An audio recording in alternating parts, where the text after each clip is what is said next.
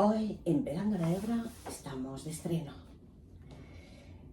Grecia, la gran cultura griega, los grandes personajes de esta excepcional cultura van a estar presentes en Pegando la Hebra a partir de hoy.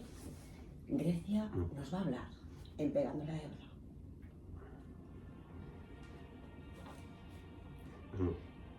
Y lo va a hacer a través de alguien que ama la cultura griega, que ama las humanidades, que ama la cultura, que ama y respeta profundamente al ser humano. Él es historiador, escritor, periodista y abogado. Desde 2005 dirige el curso de escritura creativa del Museo Liber de Valencia. Es presidente de Acción Cívica, entidad de la sociedad civil dedicada a la lucha contra la corrupción política y en defensa de las humanidades. Él colabora en el diario El País, en Historia National Geographic, en Descubrir el Arte, entre otros medios de comunicación. Es autor de la novela El hombre de Esparta, coautor del ensayo 5 miradas sobre la novela histórica y autor del Declive de Atenas y la gesta de las Termópilas. Sus libros de crónica de viajes tras las huellas de Heródoto y su segunda parte, Viaje a la Grecia clásica del Monte Athos a Termópilas, han tenido un éxito extraordinario, como debía ser. Ha obtenido el premio Is Libris de Honor en 2012, el premio Aristóteles de la Fundación Libertas 7 y el premio de la crítica literaria de la Comunidad Valenciana en la categoría de ensayo en 2021. En la librería Ramón Llull ha dirigido el ciclo clásico y entrevistó para Pegando la Hebra a María Belmonte, entre otros autores, autora del Murmullo del Agua, con la que Pegando la Hebra a María Belmonte, autora, entre otros, del Murmullo del Agua, con la también escritora de crónica de viajes, Pilar Serrano, autora bajo el nombre de Pilar Lennon, de Las Bellas Ciudades, y yo. Hoy estrena su espacio Grecia nos habla, en el que irá haciendo eso, hablándonos de esta maravillosa cultura, germen de todas las artes. Antonio Penades, bienvenido a Pegando la Hebra, ya como colaborador, porque has estado como entrevistado en varias ocasiones presentando tus ensayos y otras actividades, tu taller literario del Museo Liber, del que yo he sido alumna tripitidora, como tú has dicho en otras ocasiones, y yo también. Y bueno, yo estoy muy feliz de que estés aquí para hablarnos de algo que tiene que hablarse y va a hablarse aquí en Pegando la Hebra, y vas a ser tú, tu voz y tu palabra van a ser quienes traigan al programa muchas cosas importantes que deben de ser escuchadas. Quien no lo haya hecho nunca, pues que lo haga por primera vez, y quien ya lo haya hecho, que vuelva a escucharlo. Bueno, María Vicenta, perdón, tú estarás feliz, pero para mí es un orgullo estar aquí en este programa del cual soy admirador. Llevas ya 12 años difundiendo la cultura por toda España y por todo el mundo hispanoamericano. Y bueno, pues hablando, consideramos que vendría bien un poco de cultura clásica. Sí, por supuesto que sí. Y hoy, ¿de qué vas a hablar en esta inauguración, en este estreno de tu espacio?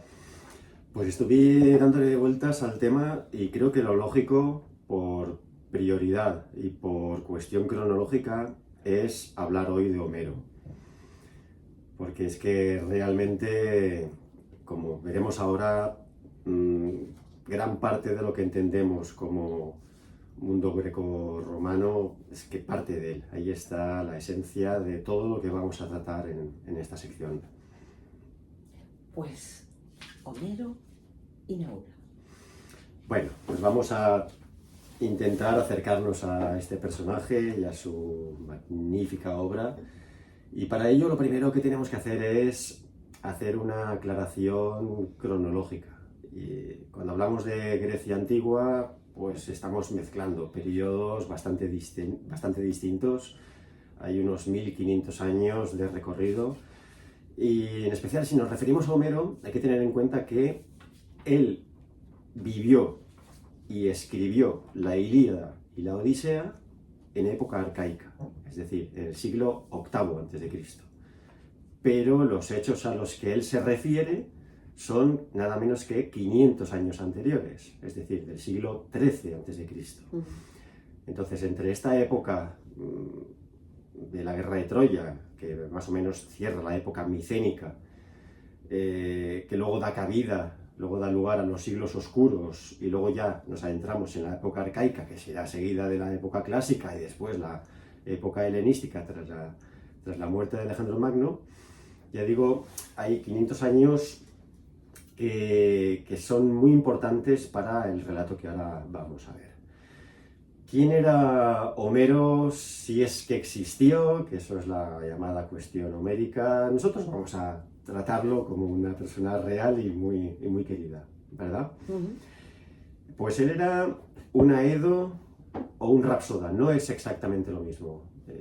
Estamos hablando de la primera manifestación literaria en Occidente, es la poesía épica, son las epopeyas, y cuando llega Homero, en el siglo VIII, aún no existía la escritura alfabética en Grecia. Es decir, por eso Homero es el primero en todo, él es el que inaugura la literatura occidental, porque es que este es el momento, siglo VIII, en el que los griegos, tal y como nos cuenta Heródoto, copian de sus rivales mercantiles, los fenicios, su alfabeto, que les iba muy bien en sus contratos mercantiles y en sus relaciones con otros.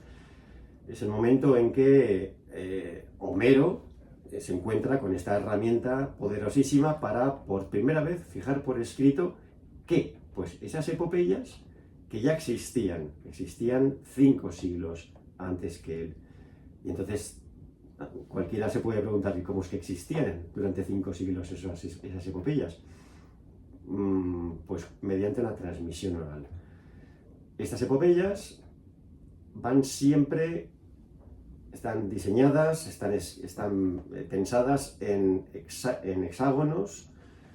hexámetros, con acompañamiento siempre musical. Los aedos iban transmitiendo estas grandes historias mediante acompañamiento musical, mediante flautas y cítaras, y el rapsoda, por su parte, iba también de pueblo en pueblo, de ágora en ágora, con el rapdos, que era este bastón con el que iba dando ese ritmo también musical que necesitan esos hexámetros, con tal de fijarlos en la memoria, con tal de darle siempre esa armonía, ese acompañamiento que se necesita para la transmisión oral y para su conservación a lo largo de las décadas y de los siglos.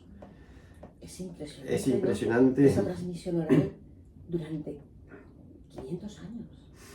Y esto, que era una teoría durante mucho tiempo, en 1934 hubo un investigador norteamericano que se llamaba Milman Parry, que lo demostró de forma racional, fehaciente. Y este hombre se trasladó a la antigua Yugoslavia, a las cumbres de los Balcanes, y se fue al lugar donde se desarrolló la batalla de Kosovo, por la cual los otomanos se hicieron con todos los Balcanes.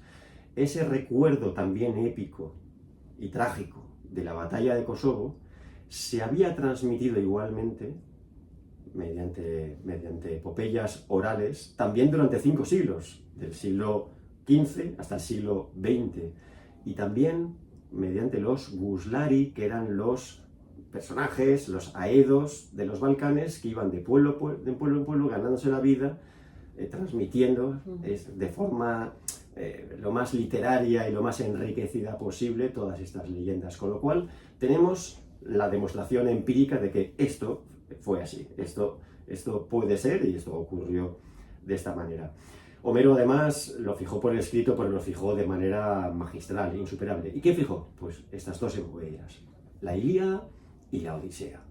En la Ilíada se nos cuenta, aproximadamente es el relato de lo que ocurrió en 55 días del último de los años del asedio de los aqueos, los antiguos griegos, a las murallas de Troya. Era importantísimo controlar esta ciudad portuaria desde la que se dominaba el paso por los Dardanelos, que daba acceso al Mar Negro y a todas las colonias griegas que ya existían en el siglo XIII por toda la ribera del Mar Negro y que aseguraba el alimento para los griegos. De ahí venían, tal y como sigue ocurriendo hoy en día, gran parte del cereal.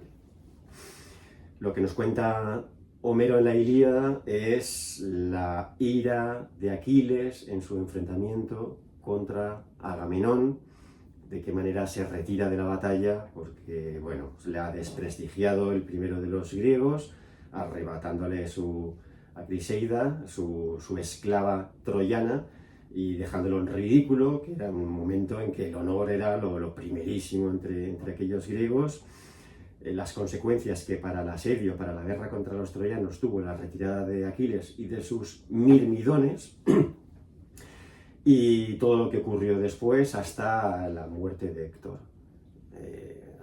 Sabemos que Aquiles mata al primero de los troyanos. Esto es una de las grandezas de la Ilíada, en la que no hay buenos ni malos. De hecho, el más virtuoso de todos los protagonistas de la Ilíada es precisamente uno de los troyanos. Los dioses se dividen entre los partidarios de los aqueos y los partidarios de los troyanos, y por eso la Ilíada es un clásico, porque al igual que hace Heródoto con su historia, no nos representa a buenos y malos, sino a dos bandos enfrentados que lo que tratan cada uno de ellos es de defender a los suyos, defender sus intereses y hacerlo con el máximo honor posible. Pero a la vez lo que hace Homero es mostrarnos el horror de la guerra. Es decir, es pura épica, pero en ningún caso hay una exaltación de la guerra, todo lo contrario. Eso en estos tiempos, Antonio, qué importante que es, ¿no? Grecia nos habla ahora, bueno, que está en estas situaciones tan terribles de guerra, y Homero cuenta, dirías, la visión de unos, la visión de los otros, sin juzgar, ¿te parece?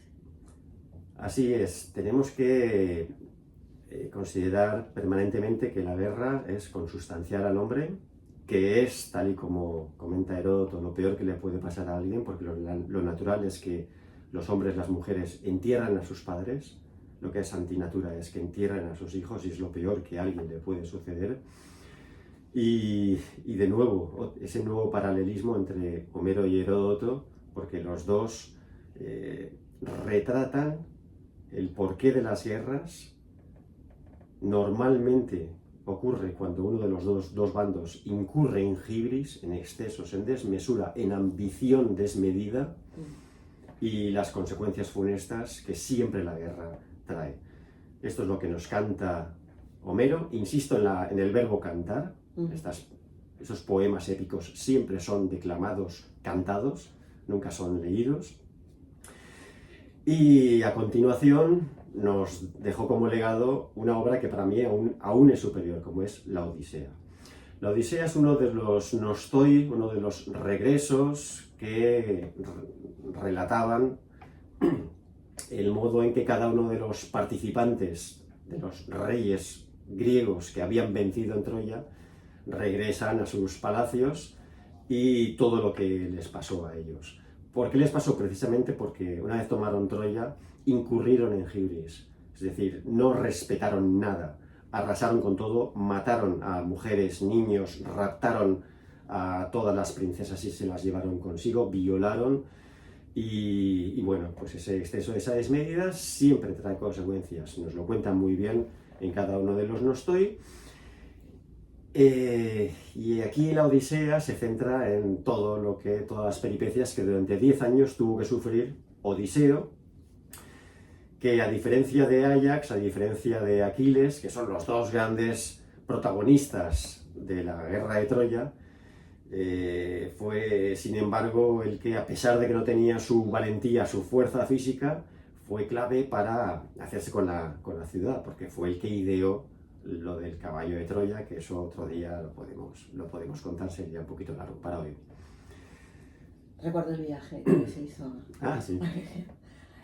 A partir de tu libro, Tras las huellas de Heródoto, sí, fuimos tras las huellas de Heródoto en el Museo Liber, un viaje precioso con 2 guías, queridos oyentes magníficos, que son Alejandro Noguera y Borelli y Antonio Penades, que yo recuerdo que la guía decía nunca había perdido tanto de participantes en el viaje, porque la guía sabía infinitamente muchísimo menos que vosotros, y estaba encantada porque estaba aprendiendo mucho, ¿no? Fue un viaje precioso, muy, muy hermoso, que yo espero que sigáis haciendo ese viaje en el Museo Oliver. Alejandro, seguid organizándolo porque seguro que tendréis mucho éxito siguiendo ese libro tuyo y después la segunda parte, ¿no? Tú hablabas de la contaminación, de la contaminación. Muy bien. La contaminatio guarda relación con la aclaración. Por cierto, es que te estaba mirando antes y te estaba recordando en aquel viaje por Asia Menor y realmente fue precioso. Y es lo que tiene, a lo que daremos también lugar en esta sección de Grecia nos habla. Grecia está ahí, las ciudades antiguas siguen estando ahí con sus mismos topónimos y es maravilloso mezclar la lectura de los clásicos con el recorrido de esos mismos lugares, con tal de traernos todas las vivencias y todas las enseñanzas que están ahí al alcance de todos y que para nosotros son maravillosas. La contaminatio guarda relación con lo que estábamos diciendo.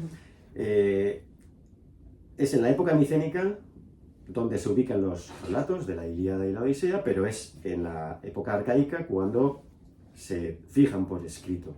Y en esta época arcaica había una división brutal en todo el Mediterráneo. Más o menos, si fijamos una línea a la altura de Sicilia, tenemos que de ahí a la derecha, la parte oriental del Mediterráneo estaba dominada desde un punto de vista comercial y también bélico por los griegos, y de Sicilia hacia las columnas de Hércules, hacia Hispania, hacia Iberia, todo era territorio fenicio cartaginés. Con lo cual, todos los puertos griegos de esta época, del siglo VIII, siglo VII, siglo VI a.C., estaban llenos de leyendas distribuidas por los fenicios y los cartagineses de cuidado griego si te adentras en nuestro territorio, en la parte occidental del Mediterráneo, porque te acechan todos estos monstruos, todos estos peligros. Es cada uno de estos obstáculos que supera Odiseo en los 10 años en los que él, un héroe totalmente humano, lo único que desea es volver con su mujer Penélope a Ítaca, guarda relación con todas estas historias que existían en la época arcaica. De ahí que es muy importante controlar, saber ambas épocas y comprender por qué cada uno de los mares en los que navegó Odiseo tiene su propia leyenda, que para aquellos hombres de la época arcaica no eran leyendas, es que era la pura realidad y eran los peligros que había que evitar.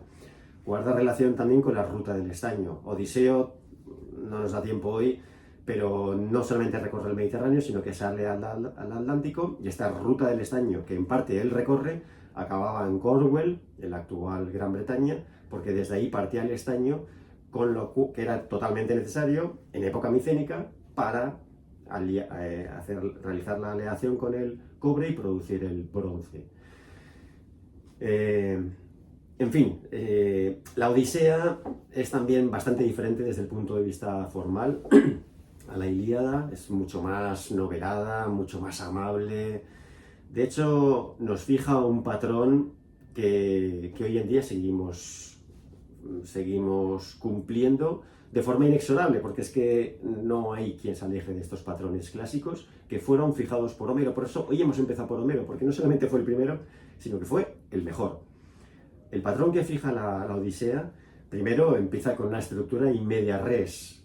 Empieza cuando Odiseo llega al país de los feacios, es acogido por el rey y por la princesa, y allí se encuentra a Demódoco, uno de estos aedos que iba ganándose la vida, y entonces Odiseo, que estaba ocultando su identidad, llora cuando escucha a Demódoco hablar sobre el caballo de Troya, sobre la toma de la ciudad. Que esto no aparece en la Ilíada, sino que aparece por primera vez en la Odisea. Es entonces cuando se delata, y es en ese momento cuando Odiseo nos cuenta a nosotros, espectadores, lectores, todas sus peripecias en primera persona.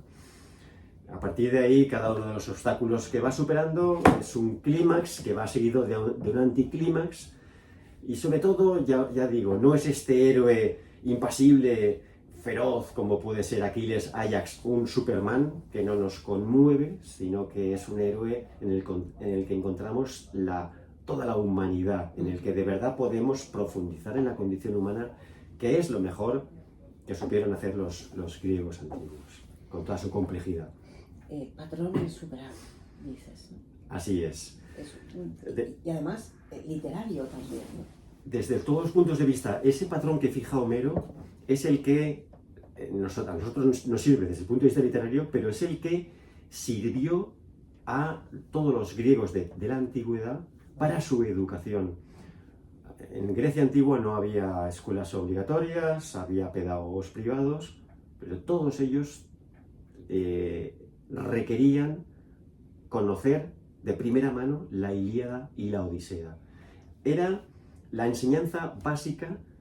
¿Por qué? Porque fijaba el arete, fijaba los principios, los valores que todo hombre y toda mujer griega debía seguir para ser un buen ciudadano. Y a la vez fijaba la cosmogonía. Tanto en la Ilíada como en la Odisea, los grandes protagonistas son los héroes, que unos están a favor de los troyanos, otros a favor de los griegos. En el caso de Odiseo es Atenea quien le permite sobrevivir a cada uno de sus tragedias. Atenea realmente está enamorada de Odiseo porque él es como ella. Tanto él como ella son inteligentes, son partidarios de la guerra, sí, pero no por la fuerza física, sino por la inteligencia, por la habilidad.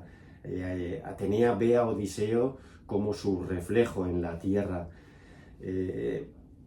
Toda esa cosmogonía de la que junto con Hesíodo fija Homero en sus epopeyas es como el libro de religión de aquellos griegos antiguos.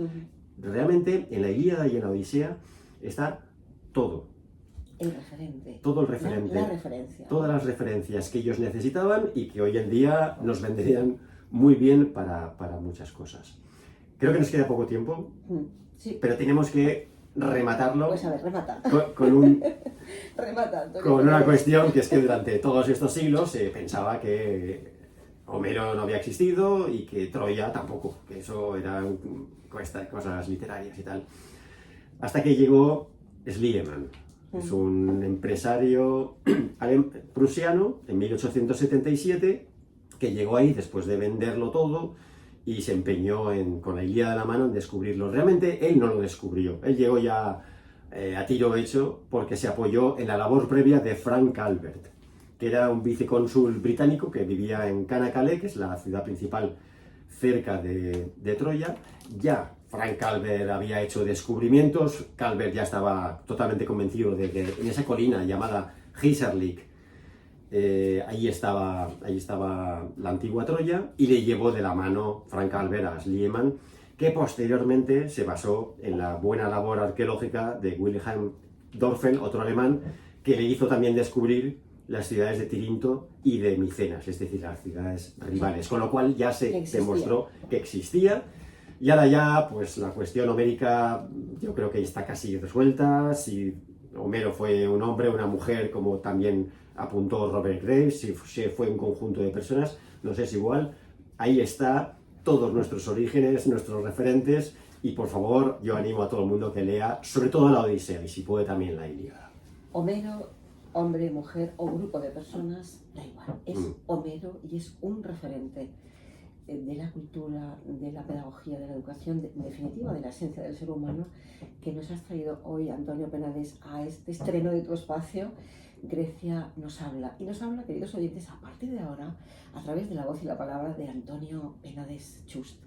Hasta la próxima entrega, Antonio Penades. Seguiremos trayendo a personas así. Muchísimas gracias. Gracias.